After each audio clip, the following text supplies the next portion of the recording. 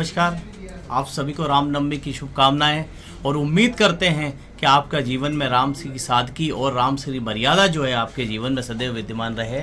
और आज हमारे साथ शाम के अखबारों पर की जो खबरों पर चर्चा करने के लिए मनोज दादी साथ हैं। मनोज दादी से हम शहर की खबरों पर चर्चा करेंगे। तो मनोज जी, मैं सीधे खबरों पर से शुरुआत करता हूँ। जी बिल्कुल। प्रभात किरण से आज हम खबरों की शुरुआत करने जा रहे हैं।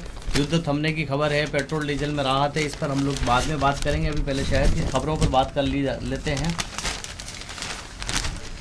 एमओएस का टैक्स यानी हवा पानी वाली जो खाली जगह जो आप मकान बनाते समय छोड़ते हैं, उस पर नगर निगम ने टैक्स मांगना शुरू कर दिया है, जिसके विरोध में कांग्रेस तो मैदान में उतरी थी, अब भाजपा भी विरोध में उतर आई है।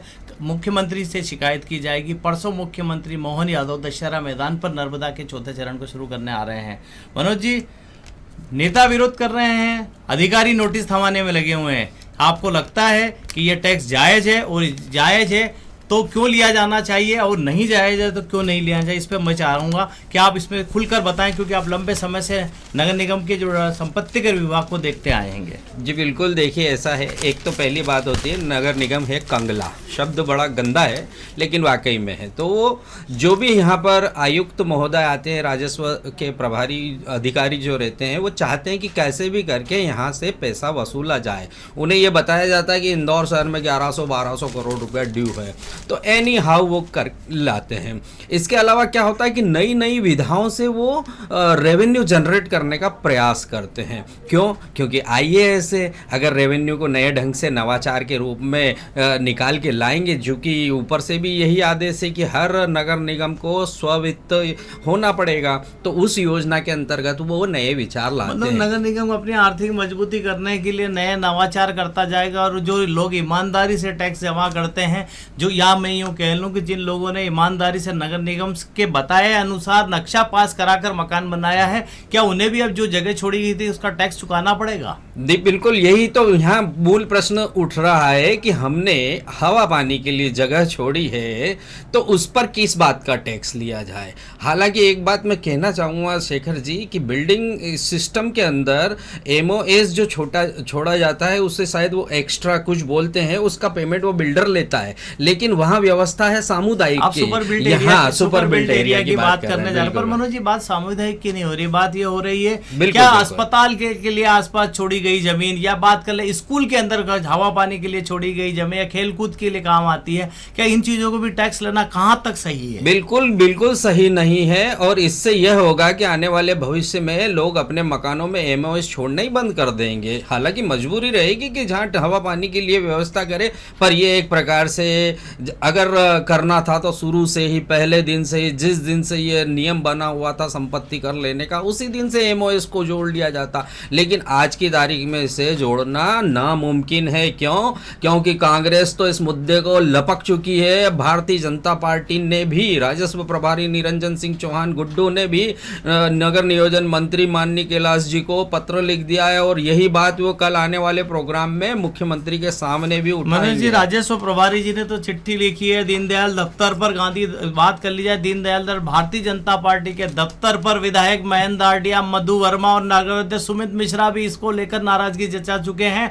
महापौर पुष्यमित्र भार्गव के सामने ये तक कह दिया है कि अब हम सब मिलकर मुख्यमंत्री से बात करेंगे। अधिकारी क्यों मनमानी कर रहे हैं, अधिकारी क्यों नहीं सुन रहे हैं? शहर के अंदर भारतीय जनता पार्टी के खिलाफ आक्रोश पैदा हो रहा है। बिल्कुल होगा। अब ये इसके पीछे भी कारण मैं आपको बता दूं कि हमारे नेता इतने कमज़ोर हो गए हैं, मैं निकम्मे शब्द नहीं वापरूंगा, लेकिन कमज़ोर इतने हो गए हैं कि ये आईएएस लाभी इन्हें पूरी तरह दबा रही है। तभी तो 3 बार कमिश्नर बदलाव की प्रक्रिया चली इस महापौर के कार्यकाल में। क्योंकि कमिश्नर अपने आप में एक वजूद होता है और वो अपने नियमों को लागू करना चाहता है, और यहाँ के जनता के प्रतिनिधि यानी कि महापौर और पार्षद इनकी कोई नहीं सुनता है। ऐसे में क्लैश होता है और टकराव होता है, और इसी कारण इंदौर का विकास कई बार अवरुद्ध होता हुआ देखा गया। मनोज जी, नेता लोग क्या करते हैं क्या नहीं करते हैं, ये तो 1 साल बाद होने वाले नगर निगम का चुनाव बताएगा। 1 साल से ज्यादा का वक्त नहीं बचा है, इसकी भी चिंता कर ली गई है कि 3 महीने तो आचार संहिता में लिख जाएंगे, 9 महीने बचे, जो करना है कर लो। और ये चिंता जो है भाजपा का, जो दफ्तर कहा जाता है, वहां भी कल जताई गई है। अब मैं बात कर लेता हूँ अग्निकांड की खबरों को लेकर।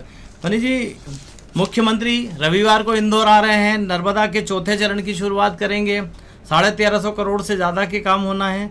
क्या इंदौर में 24 घंटे 7 दिन पानी देने का दावा किया जा रहा है? कि आपको लगता है अग्निबाण ने ये खबर दी है और नगर निगम के हवाले से ये खबर है, आपको लगता है कि इंदौर में ऐसा संभव है? जिस इंदौर शहर में एक दिन छोड़कर पानी मिल रहा है वो भी क्या हालात है वो किसी से छुपा नहीं है। देखिए, इंदौर की आवश्यकता आज की तारीख में, मेरा आकलन है, जल पे हम लोग काफ़ी, आप भी लिख चुके हैं और कई बार लिख चुके हैं, हमें लगभग 450 MLD पानी लगभग मिल रहा है और इस योजना के अंतर्गत 400 और आएगा, मतलब कुल मिला के डबल होगा। इसका मतलब ये है कि आपकी जो पूर्ति 15 मिनट की नल की हो रही है वो शायद 20 से 25 मिनट हो जाए। वो 20-25 मिनट भी इसलिए डबल नहीं होगी क्योंकि आधा इंदौर अभी भी प्यासा है, आधा इंदौर अभी भी टैंकर के भरोसे चल रहा है, आधा इंदौर अभी भी बोरिंग के भरोसे चल रहा है। कई मल्टियों ने कनेक्शन नहीं लिए क्योंकि पानी नहीं आता। तो ये पानी कहाँ जाएगा? ये उन जगह पे जाएगा जहां आज तक वंचित रहे हैं। जो 29 गांव हमारे साथ जुड़े हैं उनमें ये पानी पहुंचेगा। तो कुल मिला के ढाक के 3 पात पानी उतना ही मिलना है जितना मिल रहा था।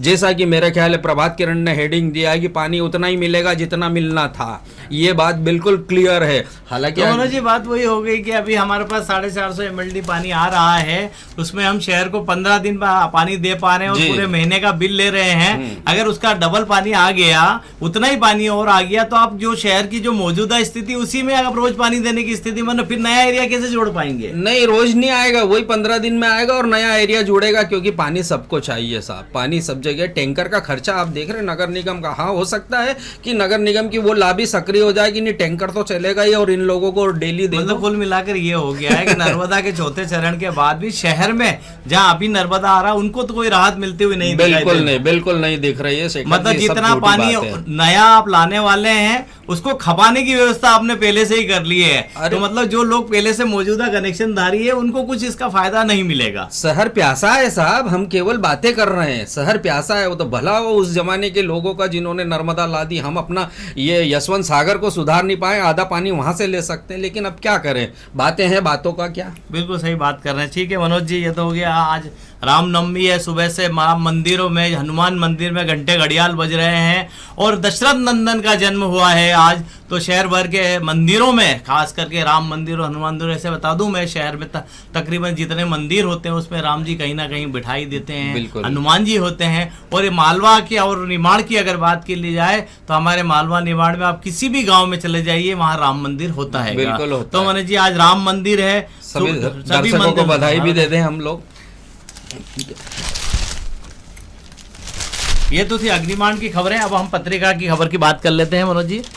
पत्रिका में वो पहले पन्ने पर जो खबर है वही पेट्रोल से बाहर नहीं आ पा रही है। हालांकि अभी पेट्रोल ऐसा मुद्दा है कि जिस पर बात करना जरूरी हो गई है। हालांकि आज मैं आपको इतना बता दूं कि दोपहर के सारे अखबारों में करीब सारी वही खबरें जो एक दूसरे से मेल खाती हुई खबरें हैं, इसलिए कुछ खबरों को ही हमने चुन के निकाला है ताकि उस पर हम आपसे बारीकी से बात कर पाए। पत्रिका की एक खबर की हम बात कर लेते हैं। एयरपोर्ट के पास बनेगा भाजपा का नया दफ्तर।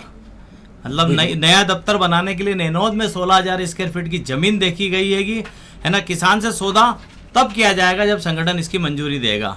मनु जी, क्या लगता है आपको कि इतनी दूर जाकर भाजपा का दफ्तर बना लिया जाएगा शहर से बाहर जाकर? बिल्कुल बना लेंगे। पहले भी कौन सा शहर के अंदर था, जगह मिली थी। भंवर सिंह शेखावत और श्रीमान पटेल जी और कुछ लोग लगे थे। जब शेखावत जी तो आजकल कांग्रेस में है, और भैरव सिंह शेखावत को बुला करके इसका किया था उद्घाटन।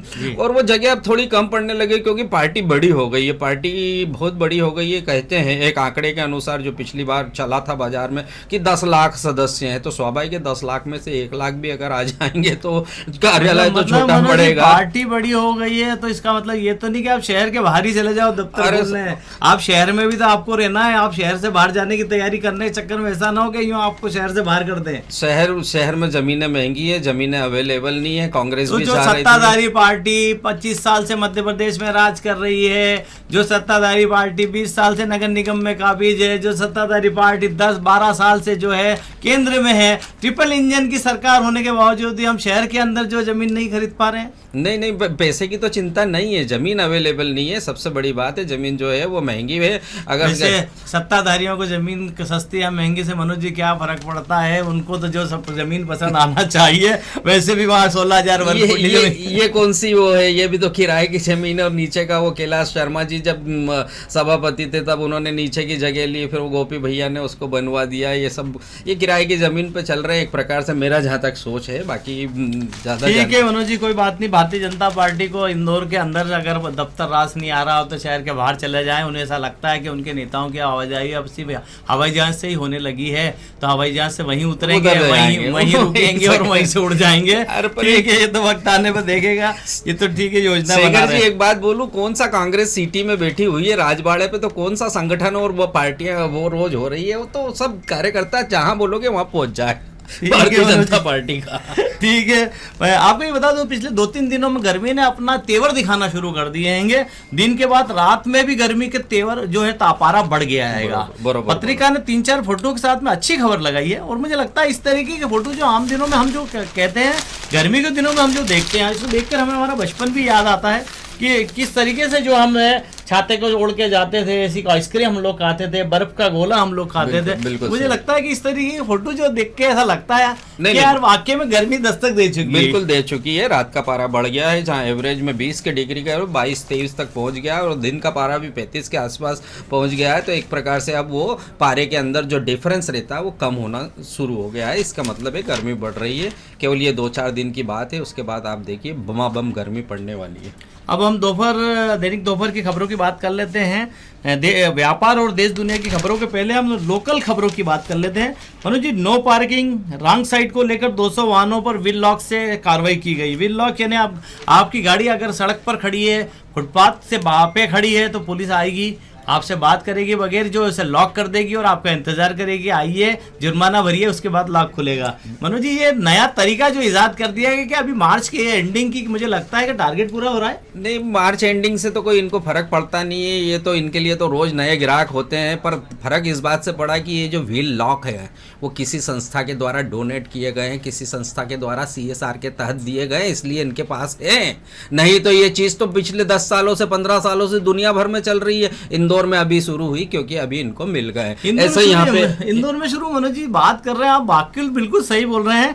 बाजार के इलाकों में या शहर में आप लोग निकल रहे हैं तो आप अपनी गाड़ी का पूरा ध्यान रखिए कि वो सही जगह खड़ी हो, वरना आप खरीदारी करने में या इधर उधर बैठने में व्यस्त रहेंगे और ट्रैफिक पुलिस की गाड़ी, ट्रैफिक पुलिस 2 पहिया गाड़ी पर आएगी और आपकी गाड़ी को लॉक करके खड़ी हो जाएगी। बिल्कुल। तो ये नजारे जो है शहर में खूब देखने को मिल रहे हैं। आप जो बॉडी वार्म अप कैमरे की बात कर रहे थे मनोज जी, वो कैमरे का भी मुझे लगता है खूब उपयोग होने लगा। बिल्कुल होने लगा है। कारण ये है कि लोग है ना, इतने गर्मी आ गई है कि लोग झगड़ते हैं इतना, मतलब पुलिस वाला बेचारा कुछ कर ही नहीं पाता है। तो ऐसी समस्या का हल बॉडी वार्न कैमरा है। शेखर जी, मुझे याद है कि 10 साल पहले बॉडी वार्न कैमरा आया था, मात्र 48 पीस आए थे, वो धूल धक्कड़ में चले गए। हालांकि आज की तारीख में मैं लगभग सभी सूबेदार और इनके उस पर देख रहा हूँ, तो कम से कम इस कारण से वो सूबेदार खुद तो अभद्रता नहीं करेगा और सामने वाला भी उस कैमरा को देखकर अभद्रता नहीं करेगा। वो तब तक ही अभद्रता नहीं करेगा जब तक वो बॉडी वार्म अप कैमरा खुद का चालू है। तब बिल्कुल कैमरा बंद करने के बाद कर सकता है। बिल्कुल, वो भी कर सकता है, सामने वाला भी कर सकता है।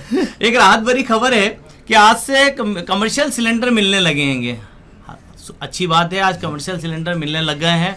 जिनके शादी ब्याह हो या छोटे मोटे कार्यक्रम, उन्हें उम्मीद जागी है। होटल वालों को जो है राह दिखी है कि अब कम से कम जो है उन्हें को लकड़ी, कोयले और डीजल भट्टी से राहत मिल जाएगी। बात कर ले तो छोटा जो ठेले खोमचे लगाने वाले हैं, जो कई दिनों से दुकानें बंद करके बैठे थे, उन्हें भी मुझे लगता है कमर्शियल सिलेंडर में, हालांकि शुरुआत है, शुरुआत में बड़े लोगों को ही इस पे हाथ धर पाएंगे, होटल वाले ही इस पे हाथ धर पाएंगे, छोटों का नंबर आने में वक्त लगेगा। हाँ, पहले 9% बोला गया था, अभी शायद 25% देने की बात कर रहे हैं। और तब्दीली तो हो गई। मैंने कई लोगों को देखा, चाय ठेले वालों ने आजकल कोयले की भट्टी चालू कर ली है, उन लोगों ने तब बदलाव कर लेता है। इधर 56 दुकान पे PNG के लाइन लगना शुरू हो गई है, लगभग 16-17 दुकानों में। अब बदलाव तो करना पड़ेगा। क्यों? कारण है कि PNG आपके देश में अवेलेबल है। 50% उत्पादन आप PNG का अपने देश में ही करते हैं। LPG के साथ में समस्या है, जो पेट्रोलियम पदार्थ आता है उसका 3% ही LPG में कन्वर्ट हो पाता है। वैसे भी आपने जिस इलाकों में PNG की लाइन बिछी, मतलब कनेक्शन 1000 रुपए में मिल रहा है।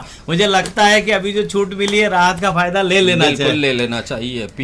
एक और बड़ी खबर, अच्छी खबर है कि तेल कंपनियों को बड़ी राहत दी गई, टैक्स में छूट दी गई है। हालांकि मुझे ऐसा लगता है कि ये जो टैक्स में छूट दी गई है, इसका मजा जो है आप मात्र सिर्फ 2 महीने ले पाएंगे, अप्रैल और मई तक रुक जाइए।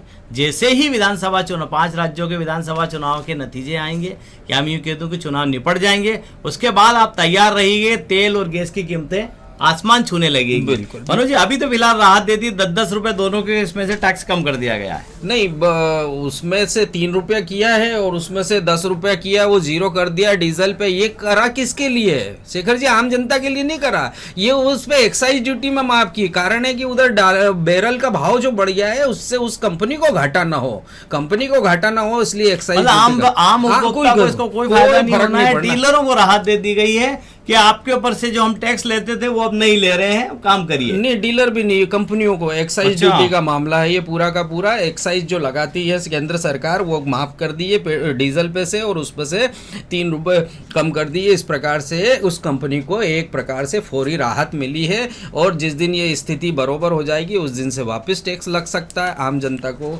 ना तो कोई रेट का फ्लक्चुएशन दिख रहा, और प्रधानमंत्री बोल चुके कि हम कोई पेट्रोल का भाव बढ़ाने नहीं जा रहे। कल परसों उन्होंने बोला भी था। ठीक है, कुल मिलाकर अभी कुछ दिन राहत भरे दिन निकाल लीजिए, उसके बाद देखेंगे क्या होता है। बिल्कुल बिल्कुल। अब एक और चलते चलते आखिरी खबर पे बात कर लेते हैं कि आज बाजार खुलते ही धड़ाम हो गए। मतलब बाजार खुलते ही सीधे लाल निशान पर फिर आ गए, रुपया फिर टूटा है, सोने चांदी पर भी इसका असर पड़ा है। तो मुझे लगता है कि खाड़ी में चल रहा है युद्ध की वजह से रोज उतार चढ़ाव हो रहा है। कभी दिन कहा जाता है, ट्रम्प साहब कहते हैं कि 5 दिन हमला नहीं करेंगे। आज अभी नया ट्रम्प साहब का आज नया शगुफा आ गया कि 10 दिन तक हम जो ईरान पर हमला नहीं करेंगे, पर ईरान कह रहा है कि रोज हमले हो रहेंगे। इजरायली सैनिक जो है थक चुके हैं कई मोर्चे खोलने के बावजूद। तो कुल मिलाकर ये चल रहा है कि रोज जो है ये उतार चढ़ाव जो दिखाई दे रहा है। अभी बाजार किस ओर जाएगा, बाजार कहां जाके टिकेगा, कहना मुश्किल है, क्योंकि जब तक लड़ाई का कोई सही रास्ता दिखाई नहीं देता। बिल्कुल सही कह रहे हैं आप। और ये सेंसेक्स कहलाता है, सेंसिटिव रहता है बाजार में ऊपर नीचे होने से। उसका नाम ही सेंसेक्स है, इसलिए वो सेंसिटिव है। सेंसिटिव रहता है। ये थी आज की अखबारों की खबरें, जिस पर हम लोगों ने मनोज जी के साथ चर्चा की। इसी तरह आप हमारे प्रोग्राम को देखते रहिए, लाइक करिए, सब्सक्राइब करिए, और अपने मिलने वालों तक ज्यादा से ज्यादा इसे पहुंचाइए, ताकि हम इस प्रोग्राम को और बेहतर बना सकें। आपसे ये भी निवेदन करते हैं कि इस प्रोग्राम में आप जो बदलाव चाहते हैं, इस प्रोग्राम में कोई सुझाव देना चाहते हैं, या कोई ऐसा मुद्दा है जो आप चाहते हैं कि इस प्लेटफॉर्म के माध्यम से हम उठाएं, तो वो भी आप हमें कमेंट बॉक्स में लिख कर दे सकते हैं। धन्यवाद।